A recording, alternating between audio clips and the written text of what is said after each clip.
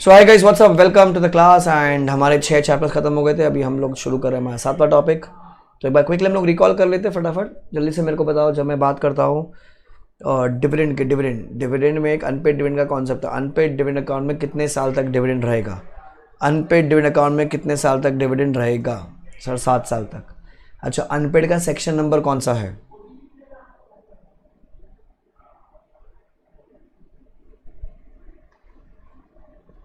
Unpaid का section number है बेटा 124।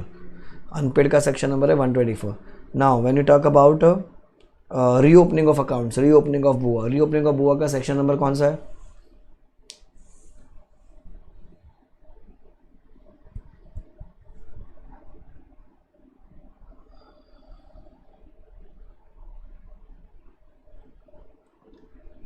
One 130।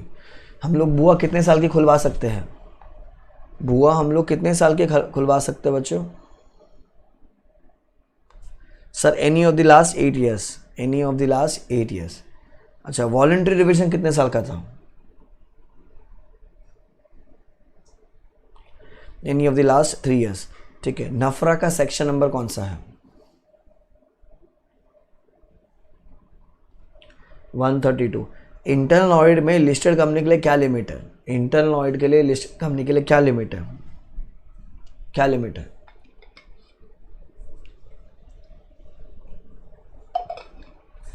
There is no limit, कोई भी लिमिट नहीं, डायरेक्टली एप्लीकेबल है। ठीक है। CSR में हमको जब खर्चा करना है, मिनिमम कितना परसेंट खर्चा करना है? CSR में मिनिमम कितना परसेंट खर्चा करना है? Sir 2% of what? 2% of what? आप नेट प्रॉफिट नहीं बोलोगे कादम्बरी, आप बोलोगे average net profit of last dash years, of dash last year, sir of last 3 years. Sir चाहे कुछ भी हो जाए, it is always average of 3 years. पूरे CSR के सेक्शन में कहीं भी कुछ भी दिखा रखा है तो लोगों ने 3 ईयर्स की ही बात की। CSR का सेक्शन नंबर क्या है बच्चों?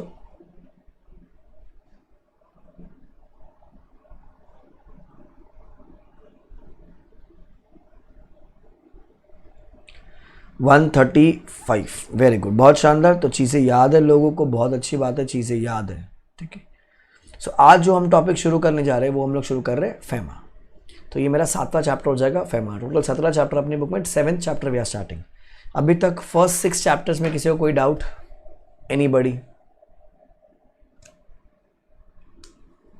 नोप्स?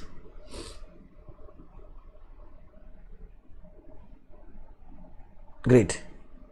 ठीक है, तो अभी हम लोग फेमा कर रहे हैं। पिछले अटेम्प्ट में आया भर कर आया 8 मार्क के आसपास की वेटेज मान लीजिए। तो अगर एक क्वेश्चन आता तो 4 मार्क का 2 क्वेश्चन लगा, तो 8 मार्क का 2 मार्क का MCQ। कूल है। तो अभी हम लोग कर रहे हैं फेमा। तो अपनी बुक में फेमा निकाल लीजिए। जितना मैं करा रहा हूँ उसको अगर आप ढंग से करके जाओगे तो फेमा बहुत बहुत ईजी चैप्टर है। करें शुरू। जय माता दी, let's rock. Sir foreign exchange management act 1999, 4 से 8 मार्क। अच्छा, आने की फुल संभावना है क्योंकि ये न्यू टॉपिक है। पहले वो जब स्कीम ओल्ड हुआ करते तो उसमें CA फाइनल में था खाली, आज वो CA इंटर में डाल दिया है। ठीक है, तो फॉरेन कंपनी वाला चैप्टर, फेमा वाला टॉपिक और LLP, ये 3 चैप्टर नए चैप्टर्स ऐड हुए थे न्यू सिलेबस में। तो 3-4 अटेम्प्ट तक फेमा आपका बहुत शानदार होने वाला है। क्या कहता है सर ये? Sir it says explain capital account transaction. ध्यान सुनो भी। अरे तो इंडिया में जब हम लोग फेमा की बात करते हैं तो सर यहाँ पर बात होती है ट्रांजैक्शंस की। ठीक है, तो ट्रांजैक्शंस 2 प्रकार के होते हैं। एक होता है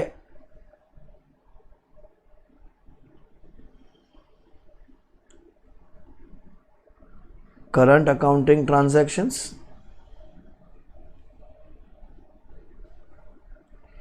एक होता है capital account transaction.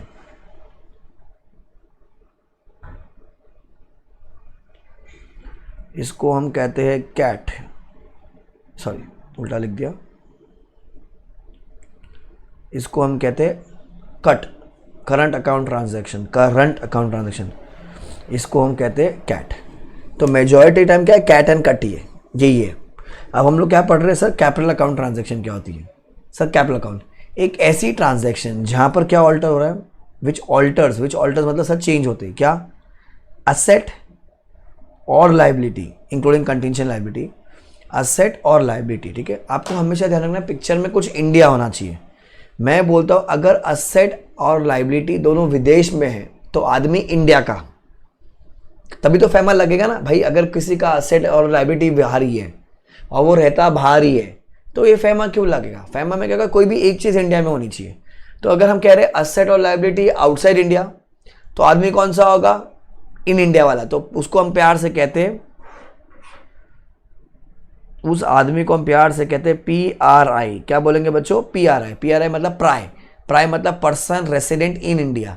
Don't mix it with DT, don't mix. DT अलग चलता है, लॉ अलग चलता है। ये हो गया आपका PRI, PRI, person resident in India. PRI person resident in India, ठीक है। अच्छा अक्कल लगाओ। Any transaction which alters the assets और liabilities including contingent liability outside India, तो आदमी कौन होगा? प्राय, पर्सन रेसिडेंट इन इंडिया। उल्टा, या फिर असेट्स और liability including contingent liability in India, in India. तो अगर असेट लाइबिलिटी इन इंडिया है तो आदमी कौन सा होगा बच्चों? आदमी देश वाला के विदेश वाला? आदमी देश वाला के विदेश वाला?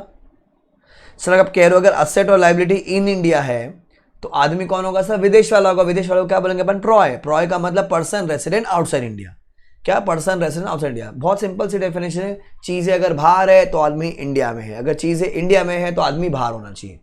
अबे तभी तो फेमा लगेगा ना। मैं इंडिया में रहता हूँ, मेरा असेट लाइबिलिटी इंडिया का ही है तो भी फेमा क्यों लगेगा? मैं विदेश रहता हूँ, मेरा असेट लाइबिलिटी विदेश का, तो फेमा क्यों लगा? कुछ भी एक चीज इंडिया में होनी चाहिए। चीज या तो इंडिया में, आदमी विदेश में, ठीक है। ये आदमी देश में, चीज विदेश में। सिंपल डेफिनेशन क्या है बच्चा? ये कैपिटल अकाउंट ट्रांजैक्शन। नाउ फिर हम क्या बात करेंगे? करंट अकाउंट ट्रांजैक्शंस क्या होती है। देखो सर कैपिटल में क्या आपकी बैलेंस शीट हिली, बैलेंस शीट में सर असेट लायबिलिटी हिला। करंट में क्या हिलेगा? आपका पीएनएल हिलेगा। क्या हिलेगा? आपका PNL. So current account transaction, भाई साहब क्या डेफिनेशन है, क्या डेफिनेशन है। Current account transaction means a transaction other than a capital account transaction. A transaction क्या बोलोगे आप? Other than a capital account transaction is a current account transaction. And including क्या क्या? सब पीएनएल हिलना चाहिए। Payment due in connection with the foreign trade, other current business service और short term banking and credit facilities in ordinary course of business, ठीक है। Payment कुछ किया अपन ने। Payment due as interest on loan and as net income from investment. देखो payment due as interest on loan, मैंने अगर लोन लिया है तो मेरा हो जाएगा capital account transaction. Interest on loan क्या हो गया? Current account transaction. पीएनएल हिलना, पीएनएल से जाएगा वो चीज। Net income from investment, investment किया, capital account transaction. Net income की बात कर रहे हैं, मतलब पैसा आया तो पीएनएल में आएगा, तो ये हो गया आपका करंट अकाउंट ट्रांजेक्शन। फिर third, remittances for living expenses of parents, spouse and children residing abroad. अब मैं अगर इमेजिन करो जैकमा है अली बाबा का ओनर, वो इंडिया आता है, वो इंडिया में नौकरी कर रहा होता है, पर घर वाले तो उसके चाइना में रहते हैं आज भी। मम्मी पापा चाइना में रहते, बीवी चाइना में रहते, बच्चे चाइना में रहते, तो उनको पेमेंट कर रहा है तो भैया उसके पीएनएल से जाएगा। So remittances for living expenses the parents, spouse and children residing abroad, तो कौन सा अकाउंट ट्रांजैक्शन हो गई है? करंट अकाउंट ट्रांजैक्शन हो गई। Sir expenses in connection with क्या क्या? फॉरेन ट्रैवल हो गया, एजुकेशन हो गया, मेडिकल केयर हो गया, किसका? पेरेंट्स का, स्पाउस का, चिल्ड्रन का। तो ये 4 ट्रांजैक्शन कौन सी है? करंट अकाउंट ट्रांजैक्शन है। तो एग्जाम में करंट अकाउंट ट्रांजैक्शन आपको एग्जाम में डायरेक्टली 2 मार्क का या 3 मार्क का लिखने को आ सकता है। वापस करते हैं sir, current account transaction means कौन से ट्रांजैक्शन जो क्योंकि अदर देन कैपिटल है, जो कि क्या है बच्चों? Other than capital. अच्छा इसमें क्या क्या इंक्लूड हो जाएगा? पहला चीज क्या इंक्लूड होगा sir? Payment due in connection with foreign trade, other current business service of short term banking trade facilities. Number 2, payment due as interest on loan and net income from investment. Third, remittances for living expenses, remittance for living expenses the parents, spouse and children residing abroad. Fourth, expenses in connection with foreign travel, education, medical care of parents, spouse and children. तो ये हो गया आपका current account transaction. क्या आपको दोनों definition समझ में आ गई? कैपिटल एंड करंट, कोई कंफ्यूजन?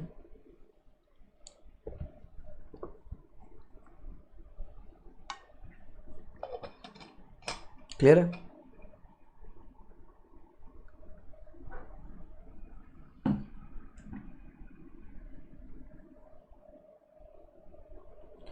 अब इसकी मॉडल में ना कुछ ट्रांजैक्शन दे रखे हैं, ठीक है। 100% मैं बेट करता हूं कि आपके आंसर्स रॉन्ग होंगे। आपको पहचानना है कि करंट अकाउंट है कि कैपिटल अकाउंट ट्रांजैक्शन है, ठीक है।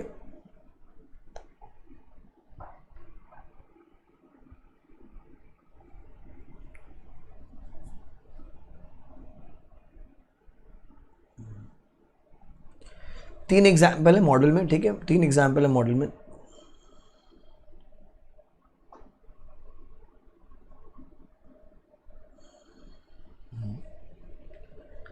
पहला एग्जाम्पल, ठीक है, 3, 4, 5 है. An Indian resident imports machinery from a vendor in UK. एक इंडियन रेसिडेंट है, इंपोर्ट्स मशीनरी कहाँ से आई, विदेश से आई, फॉर इंस्टॉलिंग इन इस फैक्ट्री. अच्छा एक सेकेंड, यूके से अगर आई है मशीन इंडिया में आई तो बच्चा ये पेमेंट करेगा. पेमेंट कौन सी करेंसी में करेगा, मशीन यूके की है, पेमेंट कौन सी करेंसी में करेगा.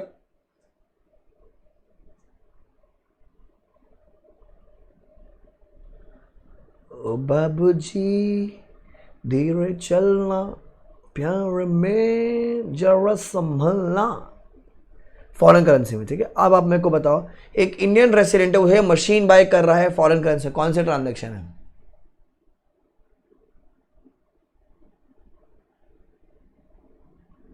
कौन से ट्रांजैक्शन है.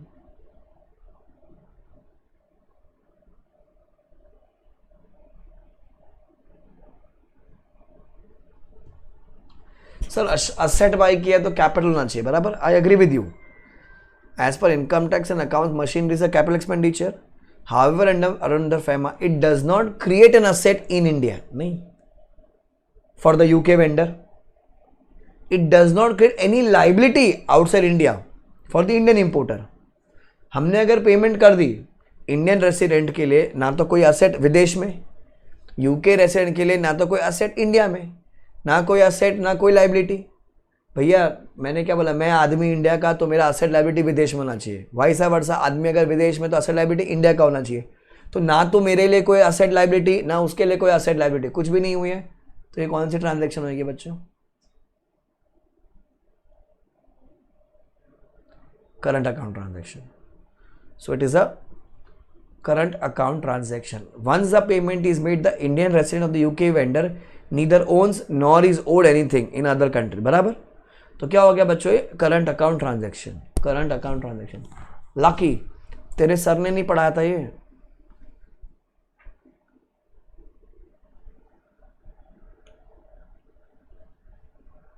देखो अंडरस्टैंड, बाकी लॉज सब अलग है, FEMA एकदम अलग है. अकाउंट्स नहीं चाहिए मेरे को, टैक्स का ज्ञान नहीं चाहिए. यहाँ क्या बोलता है, अगर आप एक इंडियन रेसिडेंट हो, ठीक है, मतलब क्या हो, प्राय हो, तो असेट और लाइबिलिटी, असेट और लाइबिलिटी क्या होना चाहिए, विदेश में होना चाहिए. या तो असेट या तो लाइबिलिटी. उल्टा अगर एक पर्सन रेसिडेंट आउटसाइड इंडिया है तो उसका असेट या लाइबिलिटी कहाँ होना चाहिए, इंडिया में होना चाहिए. या तो असेट खड़ी है तो लाइबिलिटी है पेएबल, बराबर. तो वो क्या होगा, वो FEMA के लिए क्या होएगा, कैपिटल अकाउंट ट्रांजैक्शन होएगा. ठीक है. ये क्वेश्चन में क्या हुआ, एक इंडियन रेसिडेंट ने क्या किया, पेमेंट की, किसको, यूके वेंडर को. यूके वेंडर ने क्या किया, मशीन दिया. तुम क्या बोलोगे कि सर मेरे लिए क्या है, ये एक असेट है, इंडिया वाले के लिए मशीन है तो मतलब असेट हुआ ना. बट एक सेकेंड, अकाउंट्स में असेट है, बराबर है, कैपिटल एक्सपेंडिचर बराबर है, आप डेप्रिसिएशन चार्ज करोगे बराबर है. अब इंडियन वालों के लिए डेफिनेशन क्या बोलता है, अगर आप एक प्राय हो तो आपकी असेट और लाइबिलिटी किधर होनी चाहिए, विदेश में. सर मैंने तो पेमेंट कर दी है, मेरी लाइबिलिटी खत्म, तो लाइबिलिटी नहीं है ना अभी, तो ना असेट विदेश में, क्योंकि वो जो मशीन है वो तो इंडिया में आ गई है. डेफिनेशन क्या बोलती है, इंडिया वाले के लिए असेट लाइबिलिटी का होना चाहिए, विदेश में होना चाहिए. उल्टा जो यूके वेंडर है, यूके वेंडर ने क्या किया, मशीन भेज दी, असेट तो उसकी थी पर मशीन उसने बेच दी. अच्छा जब उसने बेच दी तो जो असेट इंडिया में पहुंची वहां पर, अब आप मेरे को बताओ, मशीन तो इंडिया में आ गई है पर क्या वो यूके वेंडर की, अब नहीं सर वो तो इंडिया वाले की है. तो ना तो एनी असेट फॉर इंडिया वाले के लिए विदेश में, ना तो any asset liability UK vendor के लिए इंडिया में. जब वो डेफिनेशन में मीट नहीं हो रहा है तो वो कैपिटल अकाउंट ट्रांजैक्शन है. बट ट्रांजैक्शन तो दो प्रकार की होती है, या तो कैपिटल हो गया, पर कैपिटल अगर नहीं है तो क्या मान लेंगे उसको हम लोग, करंट अकाउंट ट्रांजैक्शन. क्या मान लेंगे उसको अपन, करंट अकाउंट ट्रांजैक्शन. समझू, आप समझा बेटा. 4,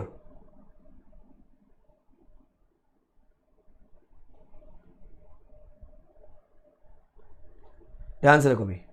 an Indian resident imports machinery from a UK vendor in UK, from a vendor in UK for installing in his factory on a credit period for 3 months. इतना question है. Indian resident ने क्या किया, machinery import किया UK से, ठीक है, for installing in his factory on a credit period for 3 months. अब बताओ ये कैपिटल के करंट है,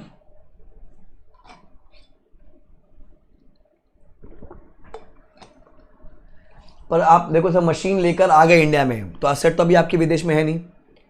अच्छा, आप लोन पे लेकर आओ, मतलब लोन क्या है, लाइबिलिटी खड़ी है आज भी, बराबर। कौन क्या आएगा आपका ये cat? The answer is current account transaction. Sir क्यों करंट अकाउंट ट्रांजेक्शन? एक सेकेंड सर, लोन क्या है, I agree there is a liability, पर सर 3 महीने की है। ये क्या बोलता है, it however as per definition of short term transaction, current account transaction, the short term banking and credit facility in ordinary course of business are considered as current account transaction। Sir अगर 1 साल के ऊपर का liability होता तो मैं उसको capital में लेके आता, एक मतलब 12 महीने के नीचे की अगर लाइबिलिटी है तो क्या होती है, वो करंट अकाउंट ट्रांजेक्शन हो जाती है।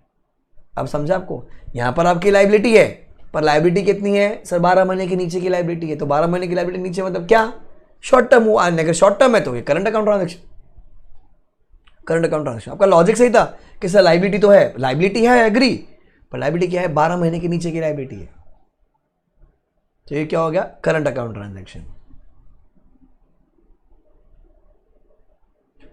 जीनियस अगर तुम इसका आंसर कर पाओगे तो। अब प्राय मतलब इंडिया वाला transfers $1,000 to his NRI brother, मतलब विदेश को, in New York as a gift. The funds are send from person resident in India का bank account to the NRI का बैंक अकाउंट इन न्यूयॉर्क। मतलब मैंने क्या किया, मैंने $1,000 मेरे भाई को भेजा, मेरा भाई कहाँ रहता था, विदेश में रहता था। बोलो कैपिटल है कि करंट है?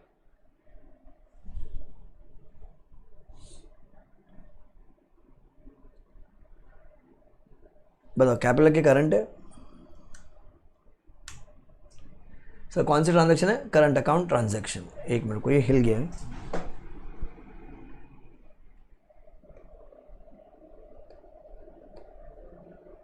अबे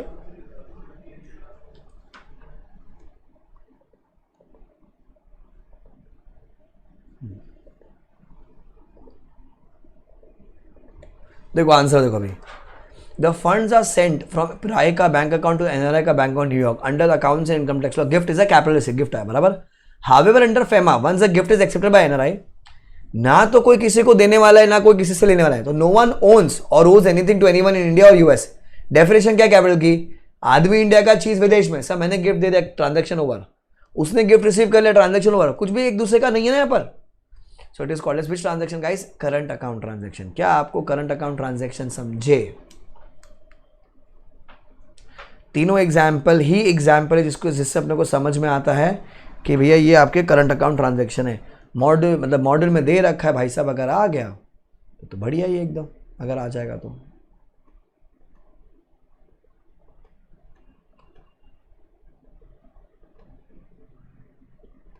आई होप अभी क्लियर होगा चीज आपको। तो अभी मैंने आपको क्या सिखा दी, कैपिटल और कट की ट्रांजैक्शन, मतलब कैट एंड कट की डेफिनेशंस, कैट एंड कट की डेफिनेशन, ठीक है। कुछ और डेफिनेशंस अभी, एक्सपोर्ट, बहु फालतू सी डेफिनेशन। एक्सपोर्ट क्या आता है, taking of goods outside India to a place outside India, विदेश में भेजा।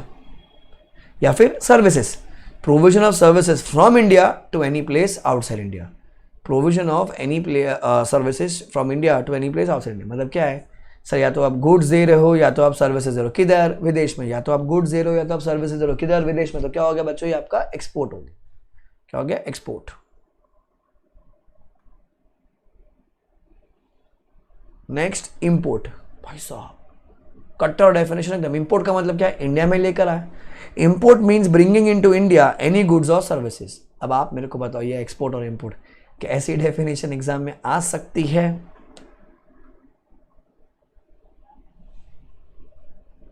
नहीं सर, बिल्कुल नहीं। नेक्स्ट सर, फॉरेन सिक्योरिटी क्या होती है? Sir foreign security means any security in the form of stock, shares, bonds, debentures और एनी अदर इंस्ट्रूमेंट। क्या है, स्टॉक, शेयर्स, बॉन्ड्स, डिबेंचर और any other instrument which is denominated और express in foreign currency. मतलब जब वो पैदा हुई ना, वो किस में थी, फॉरेन करेंसी में थी। इंक्लूडिंग एनी रिटर्न और interest dividend payable in Indian currency. भले जो रिटर्न होगा वो इंडिया में होगा उसका, पर जो पैदा हुआ ना सर, डिनोमिनेटेड और एक्सप्रेस मतलब सर क्या, वो फॉरेन करेंसी में पैदा होना चाहिए। ठीक है, विदेशी डॉलर हो गया, पाउंड हो गया, जीबीपी हो गया, बराबर। तो वो क्या हो जाएगी, फॉरेन सिक्योरिटी। हाँ भले वो जो रिटर्न होगा उसका, जो डिविडेंड है, इंटरेस्ट है, जो भी है, वो भले वो आईएनआर में हो, पर उसको हम क्या मान लेंगे, फॉरेन सिक्योरिटी। पैदा ये बहुत इंपॉर्टेंट है, अपन ने फॉरेन कंपनी भी कहते हैं पैदा किधर हो, विदेश में हो तो भैया फॉरेन वाला, ठीक है। सिक्योरिटी पैदा विदेश में हुई तो भी फॉरेन वाला है, रिटर्न भले इंडिया में हो या फॉरेन में चलेगा, बट पैदा कहाँ होना है आपको, फॉरेन में होना है, तो क्या हो जाएगी, फॉरेन सिक्योरिटी, ठीक है। तो पहली 5 डेफिनेशन थी, इसमें से करंट अकाउंट ट्रांजैक्शन की डेफिनेशन थोड़ी सी लॉजिकल, उसके 3 इलस्ट्रेशन हमने मॉडल में से किए। ध्यान रखना मॉडल में एग्जाम्पल 3, 4, 5 करंट अकाउंट ट्रांजैक्शन के डेफिनेशन के नीचे मिलेगा। पेज नंबर है बेटा ये 3.17 में नीचे मिलेंगे आपको एग्जाम्पल्स, ठीक है, ध्यान रखिएगा।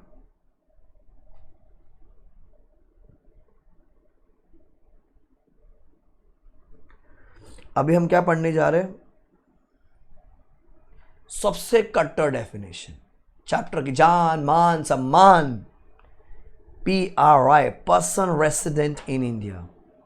क्या बोलते इसको अपन, पर्सन रेसिडेंट इन इंडिया, और उसका भाई कौन होगा, एक्सप्लेन प्रॉय। प्रॉय मतलब क्या, पर्सन रेसिडेंट आउटसाइड इंडिया। प्रॉय की डेफिनेशन देखो, person resident outside India means a person who is not a resident in India.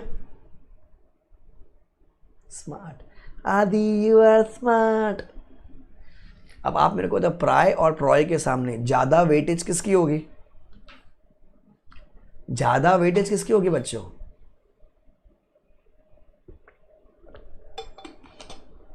प्राय की। प्रॉय तो क्या बेकार सही है, ठीक है।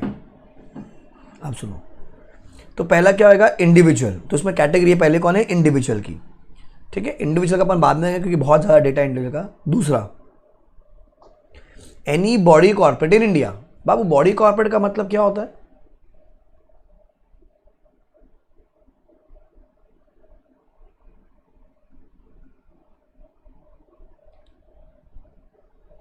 What does body corporate means,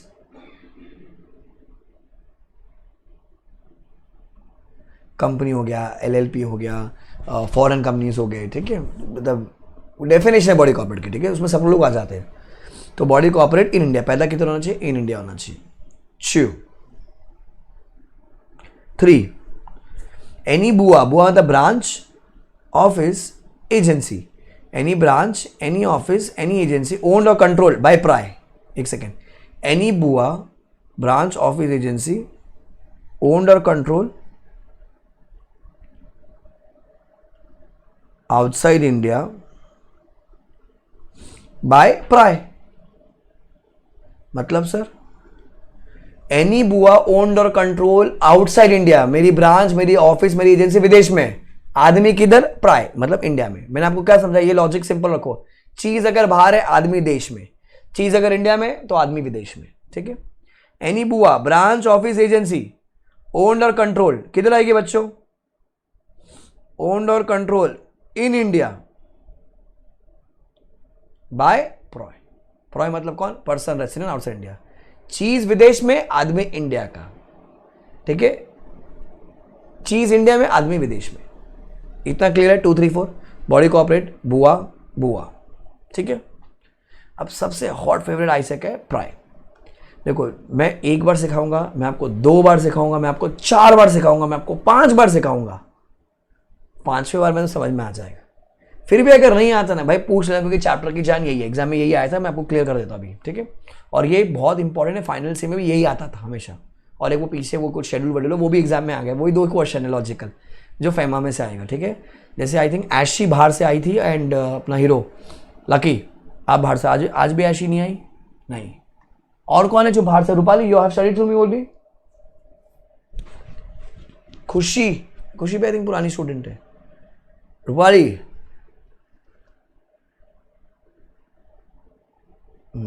ठीक है, ठीक है। अब देखो आराम से देखना, आराम से सुनना हम, ठीक है। It says person resident is an individual, ठीक है, who is residing in India for more than 182 days. बेटा मोर देन 182 मतलब कितना, मिनिमम 183, याद रखो बस, मिनिमम 183 डेज कहाँ होना चाहिए, इंडिया में होना चाहिए, कभी इन द प्रीवियस फाइनेंशियल ईयर। पहले रीड कर लेते फिर एग्जाम्पल समझाऊंगा। बहुत सिंपल है, अगर कोई इंडिया मतलब कोई आदमी, मैं इंडिया वर्ड यूज कर रहा हूँ, कोई आदमी, ठीक है, इंडिया में रहता है कितना दिन, minimum 183 days in the previous financial year. तो इतना समझ में आ गया, तो क्या हो जाएगा वो सब, वो हो जाएगा PROI. A person resident in India is an individual who is residing in India for minimum 183 days in the previous financial year, then इस साल क्या मान लेंगे हम उसको? प्राइम मान लेंगे। इस साल क्या मान लेंगे हम उसको? प्राइम मान लेंगे। मतलब अगर मैं फाइनेंशियल ईयर 24-25 की अगर बात करता हूँ तो मेरे को क्या देखना पड़ेगा? पिछला साल देखना पड़ेगा। पिछला साल क्या है? 23-24। अगर भैया 23-24 के लिए वो भाई साहब मिनिमम कितने दिन के लिए? 183 डेज़ के लिए अगर कहाँ रहे हैं? वो इंडिया में रहे हैं, तो सर इस साल वो क्या बन जाएंगे? प्राय बन जाएंगे। इस साल के, मैंने को हमेशा बोलता हूँ, इस साल की एप्लीकेबिलिटी नॉन एप्लीकेबिलिटी आपको प्रीवियस ईयर देखना है। सो अगर इस साल आप देखना चाहते हो कि वो प्राय है या नहीं है, आपको देखना पड़ेगा पिछला साल वो इंडिया में रुका है कि नहीं। अगर पिछला साल वो मिनिमम 183 डेज अगर इंडिया में रहा है, तो इस साल क्या मान लिया जाएगा? वो प्राय मान लिया जाएगा। इस साल क्या मान लिया जाएगा? वो प्राय मान लिया जाएगा ना। फिर बट डज नॉट इंक्लूड। अब exception any person who has gone out of India और who stays outside India. Any person who has gone outside India और हु स्टेज आउटसाइड। एक ऐसा आदमी जो विदेश में ही रहता है। एलन मस्क विदेश में रहता है। सर अगर मेरे को इस साल चेक करना है, इस साल, तो मैं पिछला साल देखूंगा। एक सिर्फ एलन मस्क, अरे वो ट्विटर का ओनर, टेस्ला वाला, ठीक है। मेरे को अगर इस साल चेक करना है तो मैं पिछला साल देखूंगा। अब एलन मस्क वो पिछला साल तो विदेश में था ना, अपने गांव में, यूएस में। तो बेटा एलन मस्क इस साल के लिए क्या होएगा? प्राय या प्रॉय? क्या हो जाएगा? वो प्रॉय, क्योंकि वो तो विदेश में रहता है ना सर, लॉजिकल है। अच्छा, फिर who has gone out of India, मतलब कोई विदेश जाता है, मतलब देश में से कोई विदेश जाता है। I am not using the word Indians, ठीक है। I am absolutely not using the word Indian. देखो क्या कहते हैं, any person who has gone outside India और stay outside India in either case. तो स्टे आउटसाइड इंडिया आपको समझ में आ गया। मैं बोलता हूँ कोई विदेश में गया, काहे के लिए गया? बे। काहे के लिए गया? बे।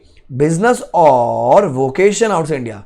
वेकेशन नहीं है, वोकेशन नहीं है। वोकेशन मतलब धंधा करना। बिजनेस और वोकेशन आउटसाइड इंडिया। और ए से any other purpose which will indicate his intention to stay outside India for uncertain period. कोई और रीजन जिससे पता चला कैसे वो विदेश रहना चाहता है, पता नहीं क्यों। अब कोई आदमी जो वर्ल्ड टूर कर रहा है, ठीक है, मैं बोलता अभी अजूम का लकी बोलता मैं पाकिस्तान जाना चाहूँगा, उज्बेकिस्तान जाऊँगा, कजाकिस्तान जाऊँगा, अफगानिस्तान जाऊँगा सर, तुर्किस्तान जाऊँगा सर। मेरे को वॉन्डरलस्ट बनने का है, पता है ना कितने दिन तक रहना चाहता है वो। So if he has gone for business or he has gone for any other purpose which indicates his intention to stay outside India for uncertain period. E, employment outside India, मतलब क्या? नौकरी करने गया, जॉब करने गया। एक आदमी अगर विदेश जाता है, ठीक है, विदेश काय के लिए? BAE। काय के लिए जाएगा बच्चों? वो BAE। काय के लिए जाएगा? वो BAE। हमने क्या बोला? इस साल को देखने के लिए अब लास्ट ईयर देखोगे। अब भले वो लास्ट ईयर 183 डेज इंडिया में रहा है, बट अगर वो जा रहा है किसके लिए? BAE के लिए, बिजनेस के लिए, any other purpose for uncertain period. E से एम्प्लॉयमेंट, बिजनेस के लिए, any other purpose for uncertain period, या फिर ई से क्या? एम्प्लॉयमेंट आउटसाइड इंडिया के लिए। Business outside India, any other purpose outside India for uncertain period, E से एम्प्लॉयमेंट आउटसाइड इंडिया। अगर वो BAE के लिए जा रहा है तो हम उसको क्या मान लेंगे? क्या मान लेंगे?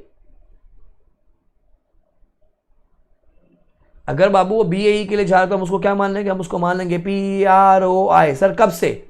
सर जनरली वो भैया वो इंडिया में रहना था, पिछला साल देख रहे वो इंडिया में था, पर क्या के लिए गया? वो ओवरलैपिंग कंडीशन क्या बोलती है? अगर आप BAE के लिए जा रहे हो तो यू बिकम प्रॉय। कब से? From the date you go outside India. पहले समझ लो, फिर एग्जाम्पल करूंगा तो क्लियर हो जाएगा। So you will become PROI from the date you go outside India. From a date you go outside India. तो ये क्या हो गया? ऊपर वाली जो कंडीशन है उसकी ओवरलैपिंग कंडीशन है, क्योंकि यहां क्या बोलता है? इट डज नॉट इंक्लूड मतलब सर यहां तक, ये ब्लू लाइन तक मैंने क्या बोला? हम लोग प्राय होते हैं। ये ब्लू लाइन तक हम लोग प्राय होते हैं, but it will not include. कौन? एक आदमी जो विदेश में ही रहता है, तो सर वो तो जैसे एलन मस्क, वो तो प्रॉय है ही।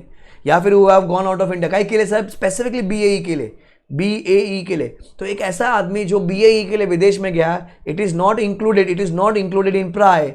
बच्चों, it is not included in PRI, it does not include in PRI. If it does not include in PRI, it become PROI. It become what? It becomes PROI. क्या अभी तक आपको इतना समझा? लाके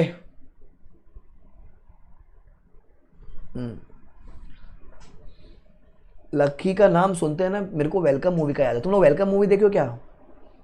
लक्की उसका बेटा था ना, RDX का। लॉके उड़ा दो सबको, एकदम उसी का नाम है, सेम लकी। अच्छा अभी कॉमन से लगा, ठीक है, मैंने अभी तक कोई ए ही पढ़ा है, मैं बात कर रहा हूँ फाइनेंशियल है मेरी 24-25 की, ठीक है। 24-25 के लिए सर आप क्या देखोगे, पिछला साल देखोगे 23-24 में मिनिमम 183 डेज इंडिया में था, मिनिमम 183 डेज में इंडिया में था।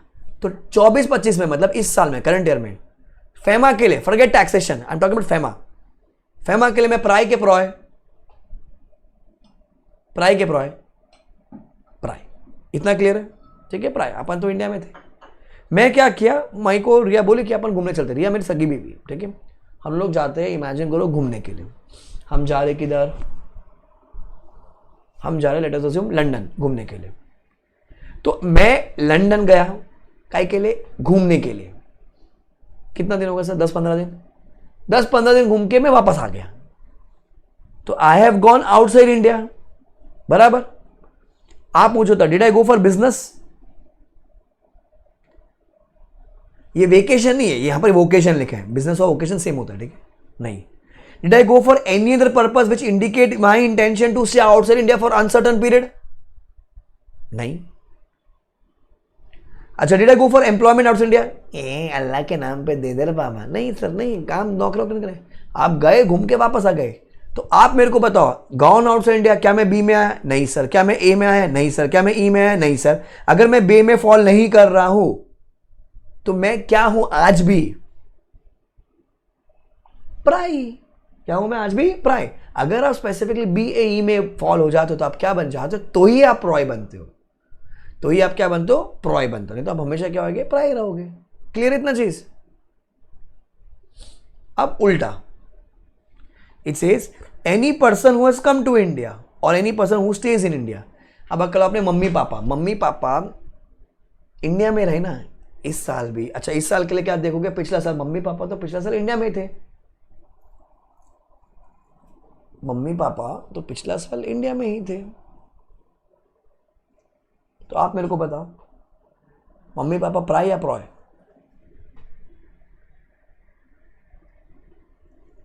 मम्मी पापा क्या प्राय है। अच्छा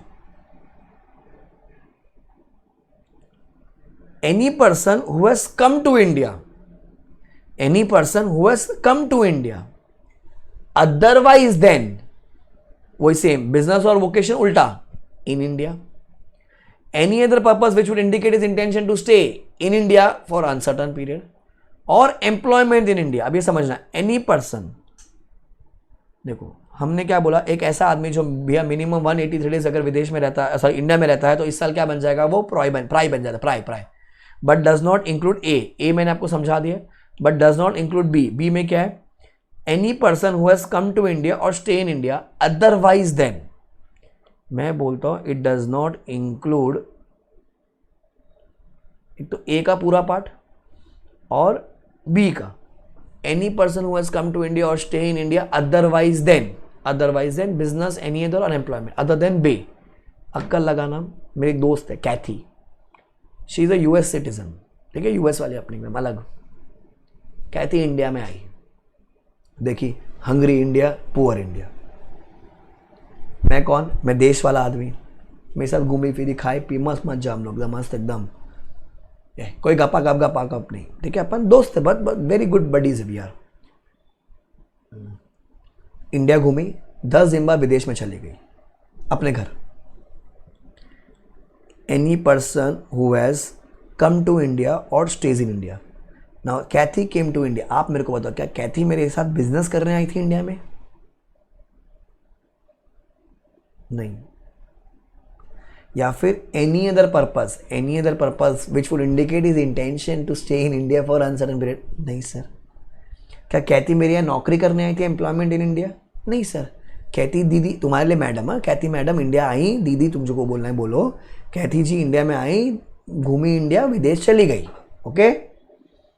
सो any person who has come to India otherwise than, अच्छा वो इंडिया आई घूम के विदेश में चली गई।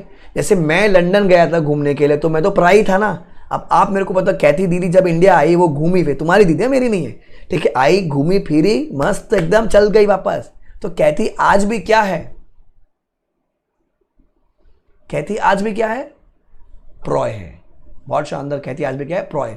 बट कहानी में ट्विस्ट है, अगर एक आदमी काय के लिए आता है, बिजनेस के लिए आता है, एनी पर्पज इन इंडिया के लिए आता है, एम्प्लॉयमेंट के लिए आता है, जैसे अभी यहां पर अपन ने बताया था ए वाले पार्ट में, मैं अगर बे के लिए जाता हूं, बे के लिए, मैं अगर विदेश में बे के लिए जाता हूं तो I become PROI from the date I go outside India.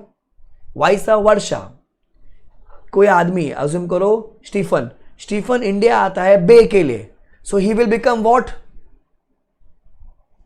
he will become what, PRI from the date, he will become PRI from the date। कब से बच्चों, he will become PRI from the date, कब से,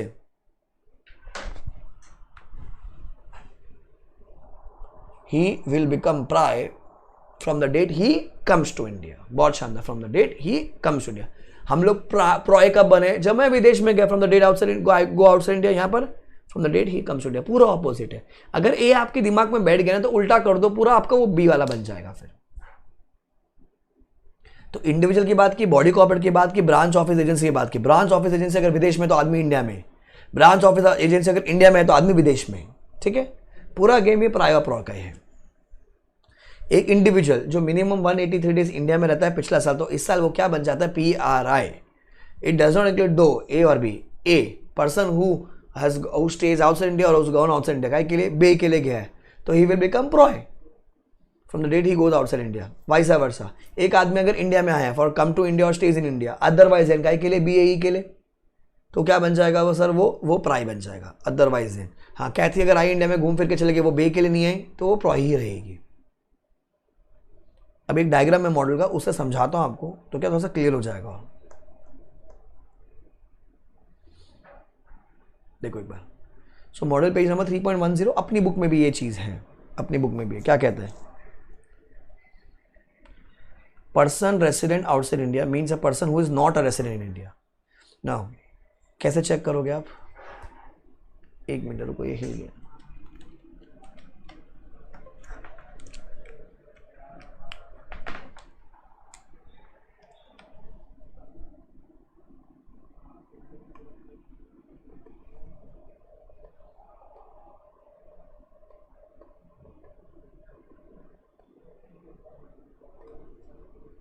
देखो check करो, during the relevant previous year did he reside in India for more than 182 days. बेटा more than 182 मतलब कितना,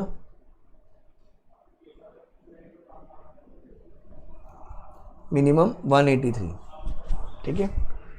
हाँ सर, वो इंडिया में रहा, वो इंडिया में रहा।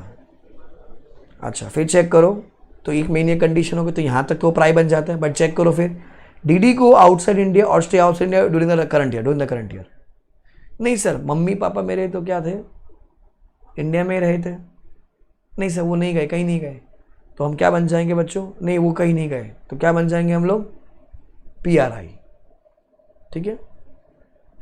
अच्छा, did you go outside India और stay outside India during the current year. हाँ सर, मैं बाहर गया था। अच्छा, क्या बे के लिए गए। नहीं नहीं सर, मैं तो रिया को लेके, मैं तो लंदन गया था घूमने के लिए, मैं तो लंदन गया था घूमने के लिए, घूम के वापस आ गया। तो मैं 3 पर्पस के लिए नहीं गया, मैं 3 पर्पस के लिए नहीं गया, तो बच्चा मैं क्या बनूंगा आज भी, मैं और रिया क्या रहेंगे आज भी,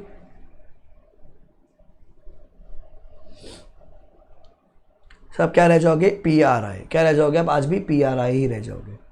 सर यस सर, मैं 3 पर्पस के लिए गया, यस सर मैं 3 पर्पस के लिए गया, क्या बन जाओगे आप, PROI from the date you go outside India, from the date you go outside India, ठीक है। क्या फर्स्ट डायग्राम को समझ में आ गया बच्चों, ठीक है, वेरी गुड।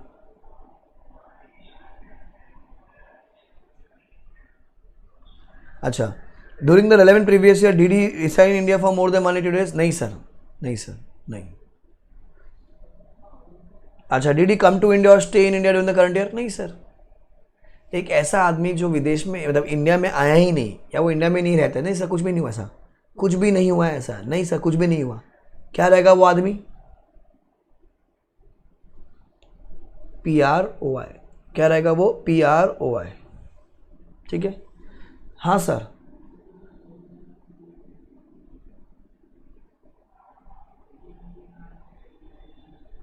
हाँ सर, वो इंडिया में आया। क्या वो 3 पर्पस के लिए आया? नहीं सर, कैथी 3 पर्पस के लिए नहीं, वो घूम के वापस चले गए। नहीं सर, वो इंडिया में नहीं आई, मतलब इंडिया में आई पर वो 3 पर्पस के लिए नहीं आई। वो आई इंडिया में, घूमी मुंबई को, वापस चले गई। क्या रह जाएगी वो? PROI। क्या रह जाएगी वो? PROI। सर यस सर, कैथी इंडिया में आई थी, वो 3 पर्पस के लिए। यस सर, वो इंडिया में आई थी, तो क्या बन जाएगी वो?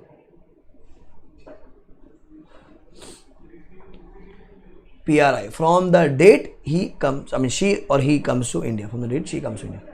अब क्लियर हो गया बेटा आपको, सबको डाउट?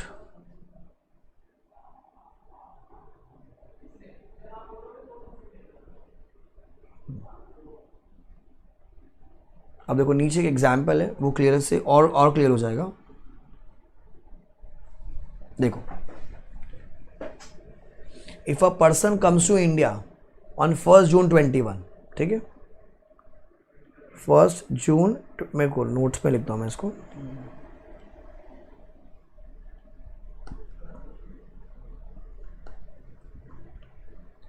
First June 21। अबे आज आईपैड हग रहा है।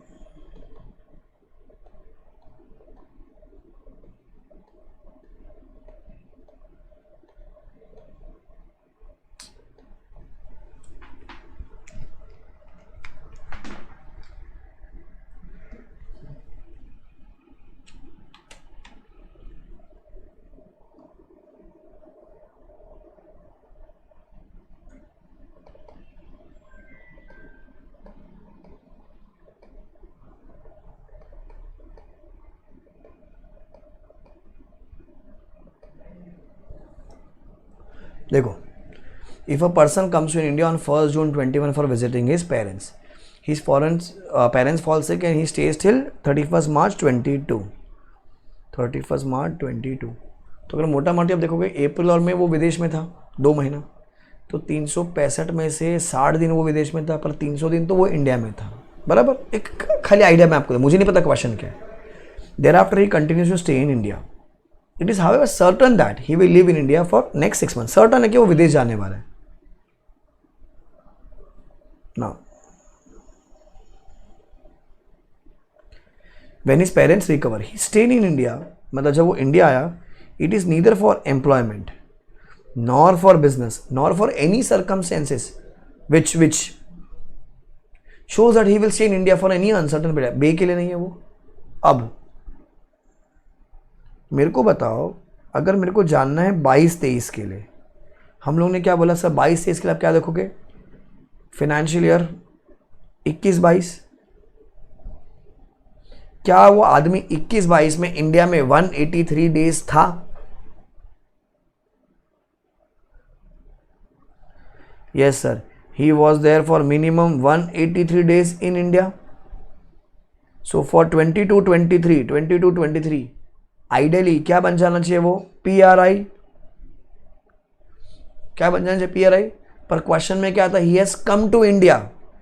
क्यों? क्योंकि उसके पेरेंट्स का कुछ इश्यू है, एंड वो क्वेश्चन क्लियरली बोल रहा है ही सर्टेन दैट वो वापस जाना चाहेगा। तो कैथी वाला एग्जाम्पल, आप इंडिया आए, कुछ टाइम रहे घर वालों के साथ और वापस विदेश चले गए, तो वो ओवरलैपिंग कंडीशन हो जाएगी। जब बच्चों वो ओवरलैपिंग कंडीशन हो जाएगी तो 22-23 में क्या बन जाएगा वो? PROI। क्या हो जाएगा वो? PROI। देखो वो लिखा हुआ है, he will continue to be a non resident, मतलब PROI from 1 April 22 also. Clear?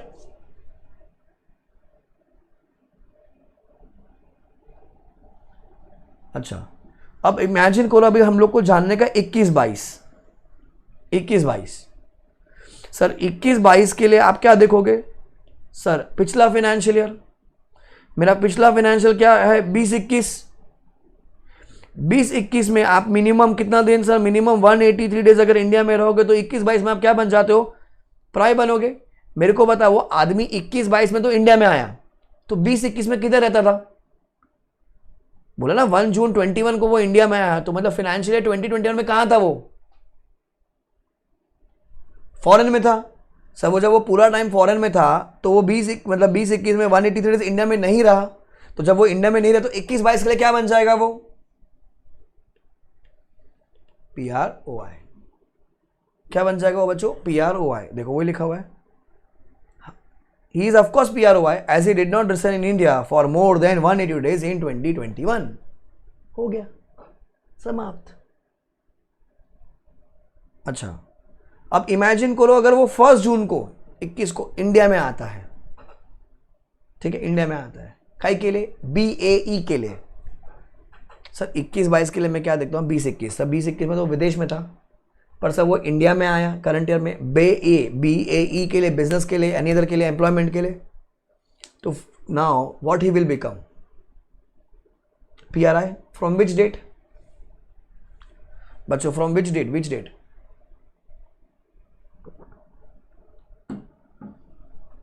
From the date he comes to India, वही लिखा है देखो, he will be PROI from 1 June 2021। So हम हमेशा क्या बोलते हैं फेमा के लिए, residential status is not for year, it is from a particular date. अब क्लियर है लकी?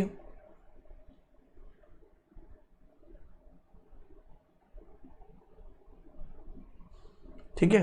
सो इलस्ट्रेशन 1 है, 2 है, 3 है, 4 है, ये चारों इलस्ट्रेशन मॉडल के इंपॉर्टेंट इलस्ट्रेशन है, ठीक है, ये आपको करने होंगे, ये इन चारों पे ही पूरा बेस है। पर आपको समझ में आ गया आपको पूरा अच्छे से PROI, ठीक है। अब इलस्ट्रेशन 3 में आपको करा देता हूँ, बहुत इजी है, ठीक है। मैंने आपको हमेशा क्या बोला, एक चीज़ इंडिया में होनी चाहिए, ये ध्यान रखना, toy is a Japanese company. इतना पढ़ने के बाद मेरे को पता टॉय का रेसिडेंशियल स्टेटस फॉर फेमा, मेरे को टैक्स नहीं आता, मैं आपको फेमा सिखा रहा हूँ। फेमा के लिए क्या होगा, टॉय जापानीज़ कंपनी है सर, जापान में ही पैदा हुई है, तो टॉय क्या हो गई PROI। has several business units all over the world. It has a robotic unit with headquarter in Mumbai. उसकी खुद की एक मुंबई की रोबोटिक यूनिट है, ठीक है, मुंबई रोबोटिक यूनिट, और उसकी एक ब्रांच है जो कि सिंगापुर में है। ब्रांच कहाँ पर है बच्चों, सिंगापुर में है, ठीक है। ऐसे क्वेश्चन एग्जाम में आ सकते हैं कंपनी के पॉइंट ऑफ व्यू से। Now the headquarters at Mumbai control the Singapore branch of robotic unit. What will be the residential status of robotic unit in Mumbai and that of Singapore? अब आप मेरे को बताओ, ये जापानीज कंपनी है तो आपने क्या बोला PROI। मुंबई में रोबोटिक यूनिट है, मुंबई में उसकी रोबोटिक यूनिट है, तो उसको कंट्रोल कौन कर रहा है, हेड ऑफिस, बराबर। तो मुंबई ब्रांच फेमा के लिए क्या बन जाएगा, चीज़ इंडिया में है, कंट्रोल कर रहा है PROI। चीज़ इंडिया में है, रोबोटिक यूनिट मुंबई में है, कंट्रोल कौन कर रहा है, मेन हेड ऑफिस कर रहा है, बराबर। तो ये क्या बन जाएगी PRI। फिर क्वेश्चन क्या बोलता है, the headquarters in Mumbai control the Singapore branch, ठीक है। द हेडक्वार्टर्स इन मुंबई वाला क्या हो गया था PROI, it control the Singapore branch, तो सिंगापुर वाले क्या बन जाएंगे, खुशी आप गलत हो बेटा, ये भी क्या हो जाएगा PROI हो जाएगा।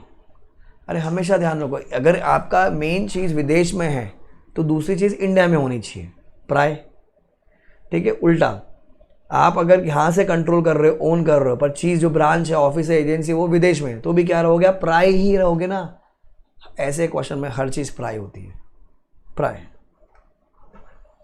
Robotic unit in Mumbai, it will be PROI, person resident in India. Singapore branch will be person resident in India. समझ में आ गया बेटा अभी आपको ये कैसे क्वेश्चन आते एग्जाम में। डेफिनेशन लिखने का in the above case, conclusion PRI। चलो ठीक है, तो इलस्ट्रेशन 3 मैंने कर दिया, 1 to 4 आपका आज का होमवर्क होगा। तो जो सबसे डिफिकल्ट कॉन्सेप्ट था PROI का वो मैंने करा दिया। आज अभी मॉडल एग्जाम का क्वेश्चन कर लेते हैं, तो क्या जिससे थोड़ा सा तुमको कॉन्फिडेंस आ जाए कि भैया मैंने सही पढ़ाया है कि नहीं।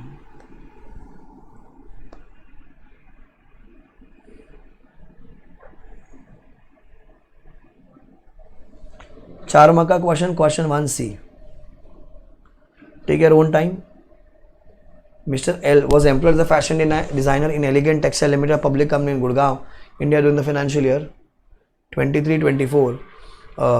He as FHC provides service for 180 days during the above period. 183 days. On 1st April 24, Mr. S, the human resources of JF Fashion, Paris, a foreign country, offered him a better employment opportunity in such company. Better employment opportunity. बत्ती चलनी चाहिए. On 2/4/24, Mr. L left India for taking up employment as a production controller at JF Fashions. Okay. On 3rd April, he flew back to India for 10-day family function, Manali, India. In the light of the provision of FEMA, decide. On his return for attending the family function on 30th April, and in case instead of vacation he joins an employment in Indian company after arriving on 30th April 24. बताओ 4 mark का answer, 2 marks each. बोल बच्चों.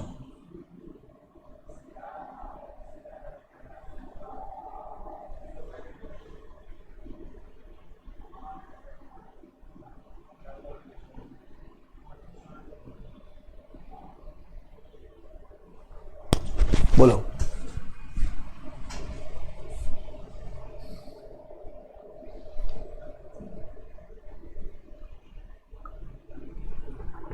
दो question है बेटा, दो.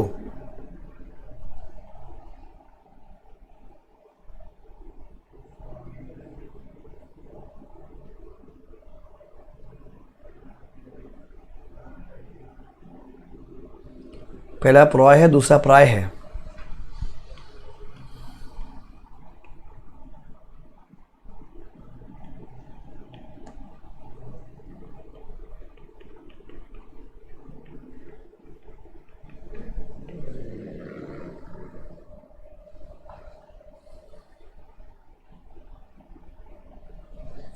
ध्यान से देखो भी.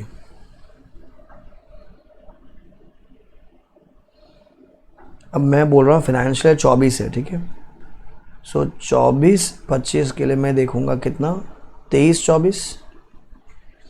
सर वो मिनिमम 183 डेज रहा है, तो आइडियली क्या बनना चाहिए, वो प्राय बनना चाहिए.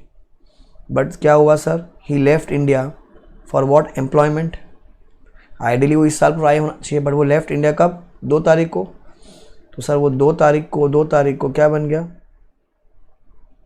PROI from the date he goes outside India. क्या बन गया, PROI. ठीक है.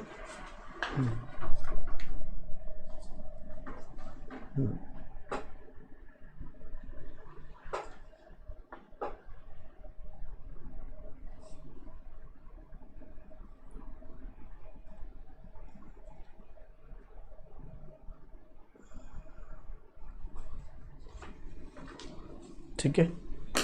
नाउ अब 2 तारीख को क्या बन गया, वो PROI बन गया. On his return for attending the family function on 30 April. Sir एक सेकेंड, वो प्रॉय था, वो इंडिया आया 10 दिन का फंक्शन अटेंड करने के लिए, 10 दिन बाद वापस चला जाएगा.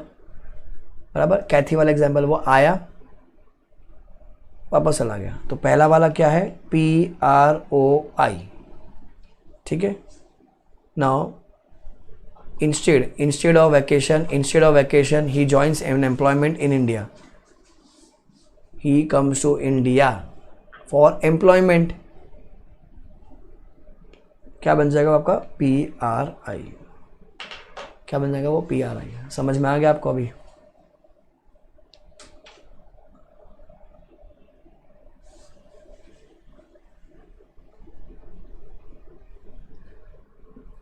क्या आपने ये लिखा था एग्जाम में,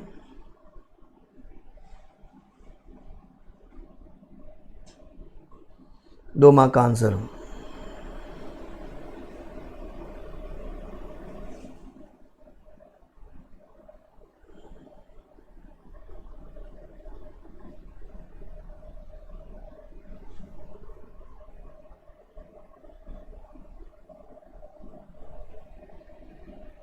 लगे आपका पहला अटेम्प्ट. ठीक है.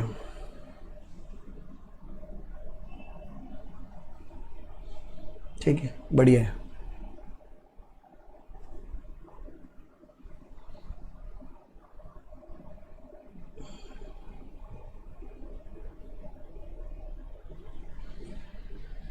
तो ये 4 मार्क का कर लिया अपन, और एक और 4 मार्क का एक और क्वेश्चन है फेमा का, वो अपन बाद में करेंगे क्योंकि दूसरे कॉन्सेप्ट पर है. ओके.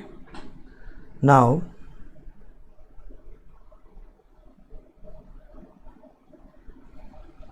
ध्यान से देखना भी.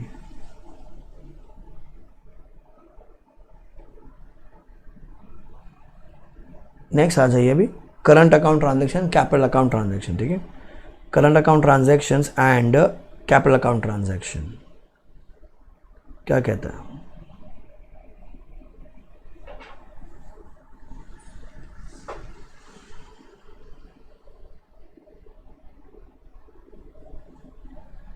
तो ट्रांजैक्शन बच्चों दो प्रकार की होती है।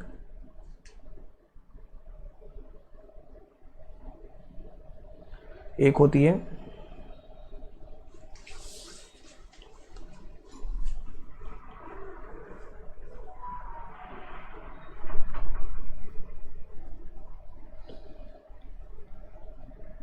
करंट अकाउंट ट्रांजैक्शन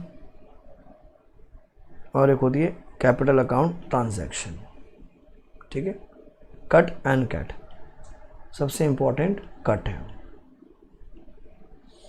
इसमें 3 होता है, शेड्यूल 1, शेड्यूल 2, शेड्यूल 3।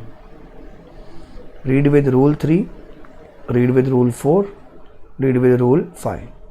मेरे को जरा बताना फैमा का ईयर क्या था?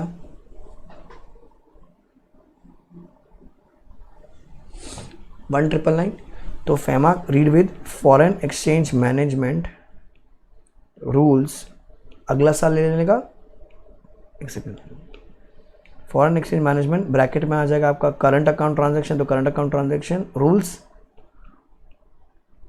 2000, क्या लेंगे 2000। Schedule 1 2 3 rule 3 4 5, schedule 1 2 3 rule 3 4 5, schedule 1 2 3 rule 3 4 5, schedule 1 2 3 rule 3 4 5, schedule 1 2 3 rule 3 4 5 और foreign exchange management current account transaction rules 2000, ठीक है। देखो अभी as per foreign exchange management current account transaction rule 2000 following is a list. Schedule 1 2 3 rule 3 4 5, 1 2 3 rule 3 4 5। तो पहला जो schedule है ना वो क्या कहता है? वो प्रोहिबिटेड की लिस्ट है।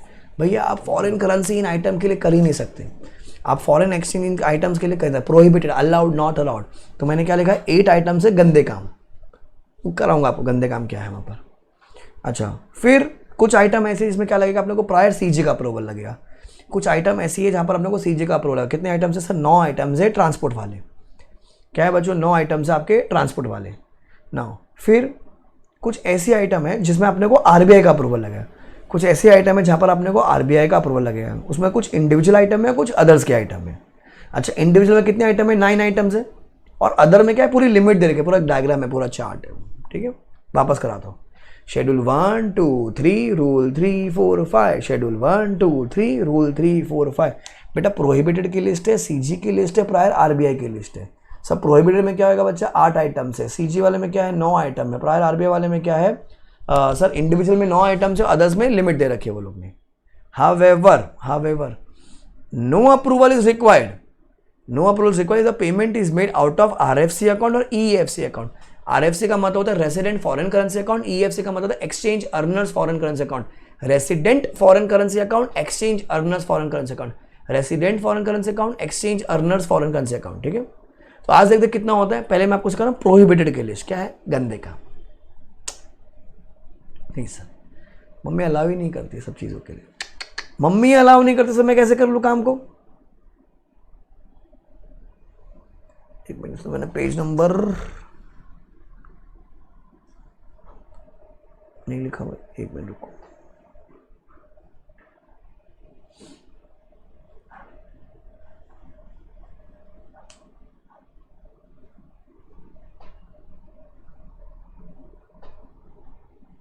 ये देखो,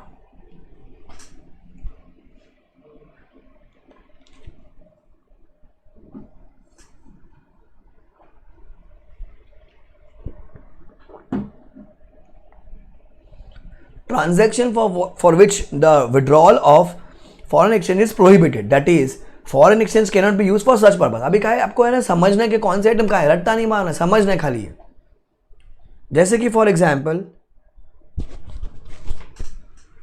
remittance out of income from horse racing और राइडिंग और एनी अदर हॉबी। आप मेरे को बताओ, बैटिंग करना, गैम्बल करना, क्या मम्मी अलाउ करेगी? बताओ, क्या मम्मी अलाउ करती है क्या? जा बेटा जाओ, सट्टा लगा। नहीं सर, तो मेरी मम्मी तो नहीं करती। ठीक है, आज भी नहीं करती।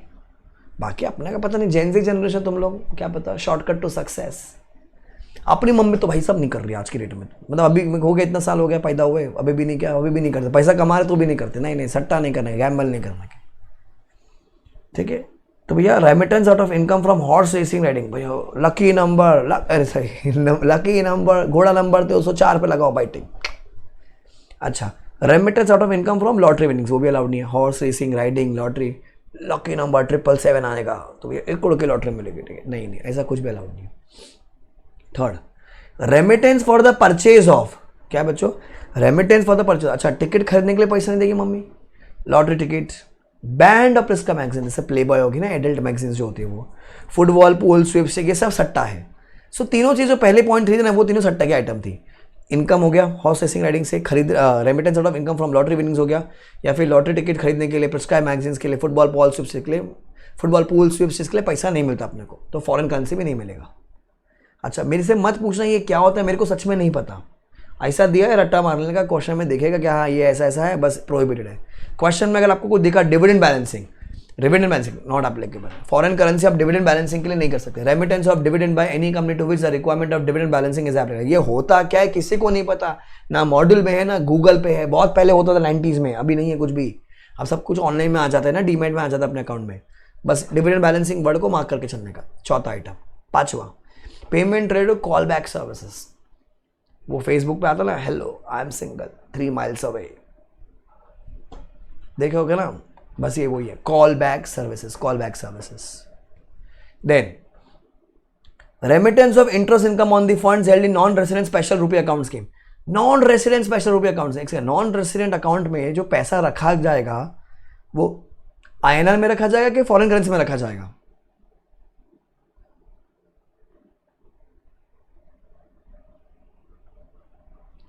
नॉन रेसिडेंट अकाउंट में जो पैसा रखा जाएगा बच्चों, वो आप मेरे को बताओ, वो फॉरेन करेंसी में होगा कि वो INR में होगा, फॉरेन में, क्योंकि नॉन रेसिडेंट अकाउंट है ना, उस पर जो आपने पैसा कमाया, वो पैसा किस में कमाया, फॉरेन करेंसी में कमाया। वो पैसा आपने इंडिया में कमाया ना, वो इंटरेस्ट इनकम अगर आप विदेश लेके जाना चाहते हो, नॉट अलाउ, नहीं नहीं सर, इंडिया में खर्च करो ना, किसने मना किया, घूमो, ऋषिकेश जाओ, गोवा जाओ, पार्टी करो सर, रेव पार्टी करो, कोई दिक्कत नहीं है, पर ना ना ना ना, remittance of interest income on funds held in non resident special rupee account scheme not allowed. आप जो इंटरेस्ट कमा रहे हो सर, आप वो नहीं लेके आ सकते।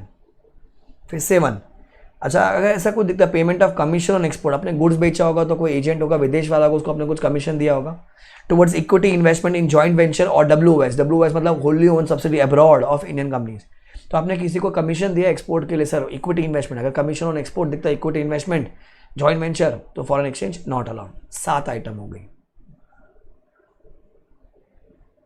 8, payment of commission of export made under rupee state credit route except commission up to 10% of the invoice value of tea and tobacco, मतलब अभी एक और कमीशन है, कमीशन ऑन एक्सपोर्ट दिया, उधर पीछे भी कमीशन ऑन एक्सपोर्ट था, वो जॉइंट वेंचर होली ओन सबसे नॉट अलाउड। यहाँ पर क्या बोलता है, payment of commission of export under rupee state credit route except commission up to 10% of the invoice value of tea and tobacco, मतलब commission on export not allowed, tea and tobacco पे allowed, वो भी कितना percent allowed, up to 10% of the invoice value. वापस बोलता हूँ, commission on export not allowed, tea and tobacco पे allowed, वो भी कितना percent, 10% of the invoice value, वो इतना ही अलाउड है, 10% ऑफ द इनवॉइस वैल्यू इतना ही अलाउड है। 8 आइटम है, इसके लिए क्या बोला गया है भैया, अलाउड ही नहीं है, अलाउड ही नहीं है, अलाउड ही नहीं, फॉरेन एक्सचेंज आप इसके लिए यूज नहीं कर सकते हो। 8 आइटम सर कौन सी थी? पहला, remittance out of income from horse racing riding और any other hobby, remittance out of income from lottery winnings, remittance for the purchase of lottery ticket, banned magazine, football pool, sweeps, तो ये तीनों link हो गए। फिर आप बोलोगे dividend balancing sir not allowed है, call back service not allowed है सर, फिर नॉन रेसिडेंट स्पेशल रुपीज़ की अकाउंट में अगर आपने इंटरेस्ट कमाया सर वो भी नॉट अलाउड है सर, एक्सपोर्ट पे अगर कुछ joint venture wholly own subsidy दिखा नॉट अलाउड है सर, एक और एक्सपोर्ट है वो भी नॉट अलाउड है, पर उसमें टी एंड टबैको में अलाउड है, वो भी कितना अलाउड है sir, 10% of tea and tobacco, 10% of tea and tobacco.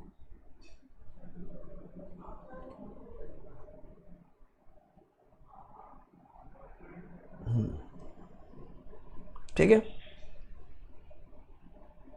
Are you guys clear?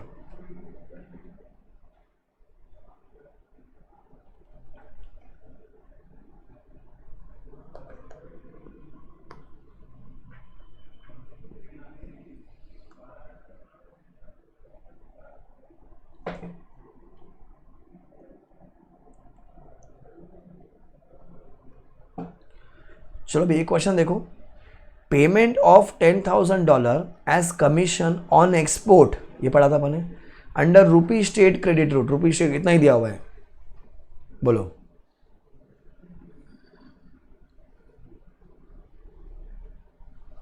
कौन सी ट्रांजैक्शन है बच्चों ये? Prohibited, so in respect of this foreign currency cannot be use as it is in prohibited list. अब क्या बोलोगे? As per rule 3, read with schedule 1, rule 3, rule 1 था ना, 1 हाँ, no schedule 1, as per schedule 1 rule 3 of foreign exchange management current account transaction rules 2000, withdrawal of $10,000 as commission exposed under state rupee credit route is prohibited, full stop. Item number 1, that is payment of commission export under rupee state credit route, such payment is prohibited and the same is included, वही है, वो लिखा है as per foreign exchange management current account transaction rules 2000।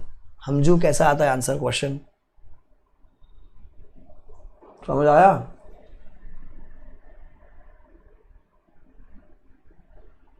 चलो ये देखो, अभी P requires $2,000 for payment related to call back service of telephone, क्या बोलोगे?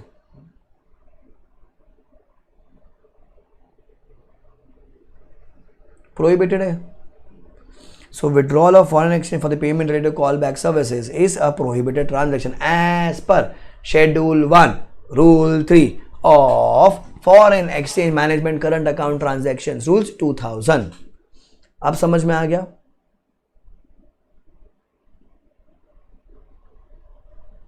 ठीक है, चलो, so for the day will be stopping here. मैंने आपको सबसे इंपॉर्टेंट डेफिनेशन करवा दी है, ठीक है, सबसे इंपॉर्टेंट ऑप्शन है। हमारी जो लिस्ट है वो पेंडिंग है, क्योंकि वो लिस्ट में क्या है, अभी मैंने आपको प्रोहिबिटेड की लिस्ट करवा दी है।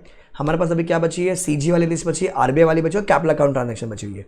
तो जो एग्जाम में जो क्वेश्चन आया था, अभी जो दूसरा क्वेश्चन करेंगे अपन, वो अपन कल करने वाले हैं। पर क्या आपको फेमा 80% समझ में आ गया? 75-80% खत्म हो गया हमारा। So certainly will be starting a new chapter tomorrow, क्योंकि ये चैप्टर कल खत्म हो जाएगा और फिर अपन एक और चैप्टर शुरू कर देंगे। फिर कल अपना 50% सिलेबस खत्म हो जाएगा मेरा पढ़ा के। गाइस समझ आ रहा है आप लोग को?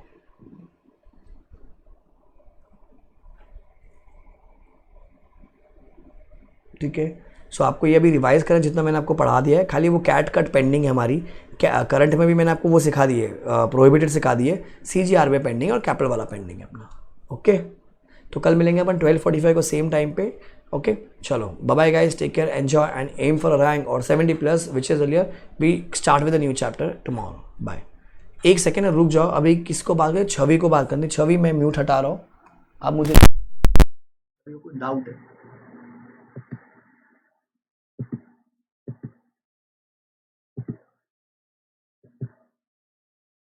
या छवि टेल मी।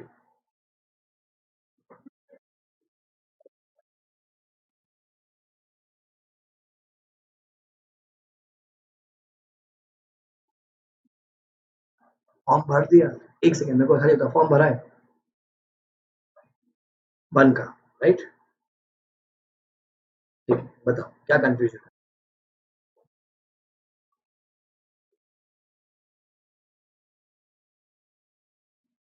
ओके,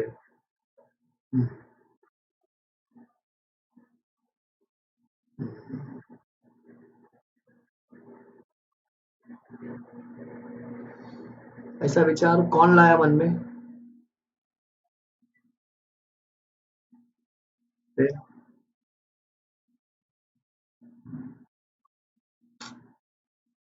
किसी से बात हुई? वो किसी कोई सीए है, वो स्टडी कर रहे हैं, सीए नहीं बने? उनका अटेम्प्ट लगा है उनको कभी जिंदगी में?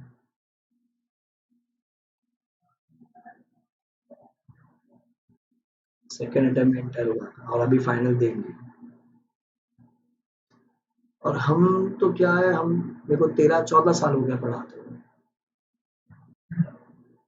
वो वाला जो किसी है ना, वो बहुत इंपॉर्टेंट है।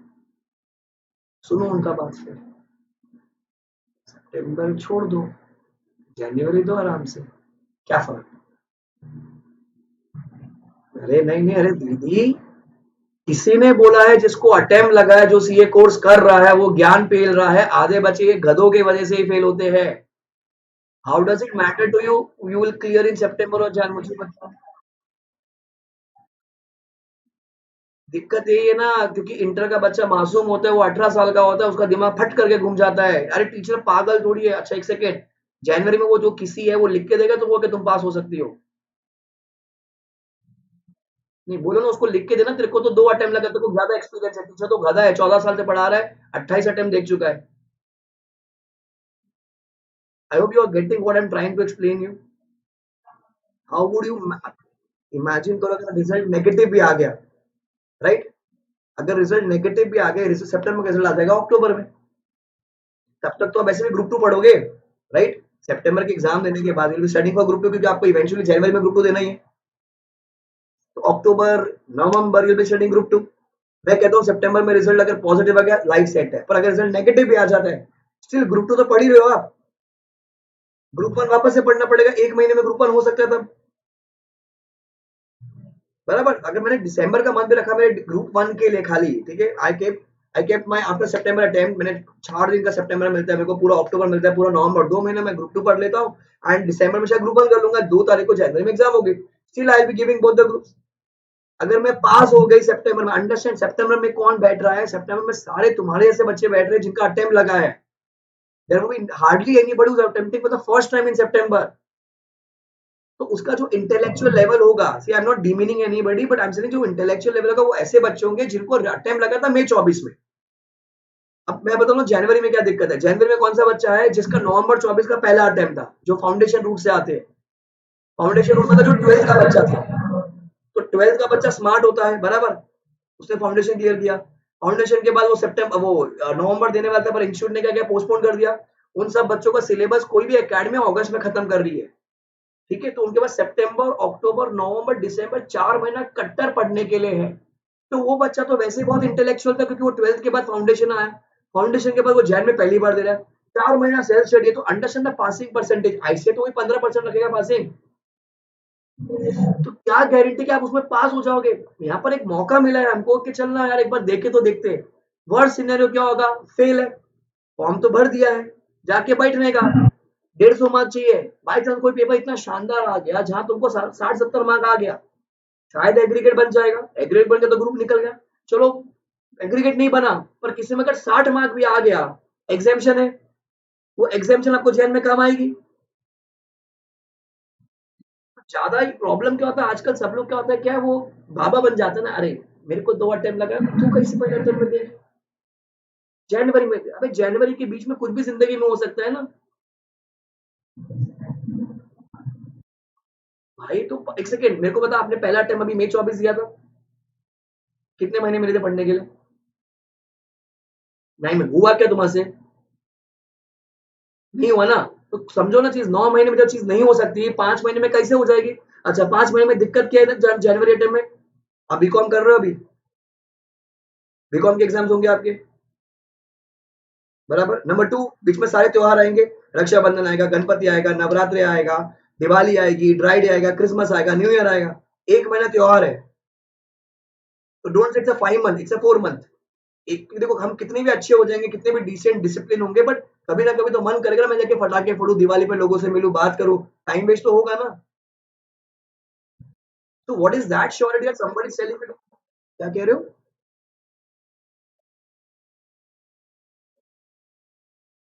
अभी क्योंकि वो नेगेटिव रिजल्ट लगे, वो दिल पे पत्थर लग गया है कि यार साला जिंदगी में आज तक कभी अपन फेल नहीं हुए, अभी फेल हो गए, दुनिया को कुछ करके दिखाने गए, क्योंकि अभी वो ऑरा में आप हो।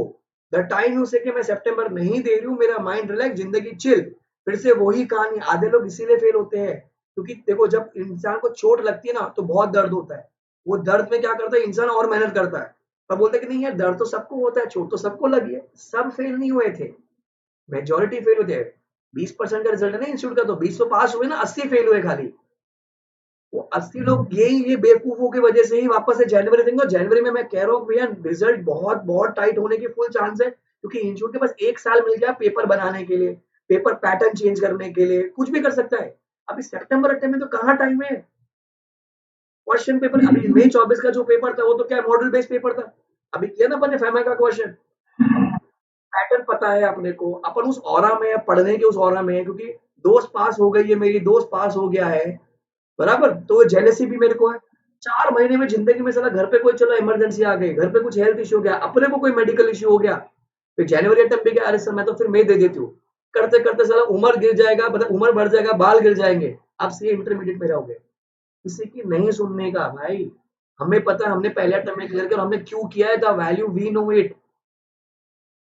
बाकी it is your call, if you want to give सितंबर, मैं फोर्स नहीं करूंगा, आप सितंबर दीजिए, आप जैन दीजिए, देखो डिग्री आपका है दीदी, पैसा आपका है, टाइम आपका है, मैं समझा सकता हूँ।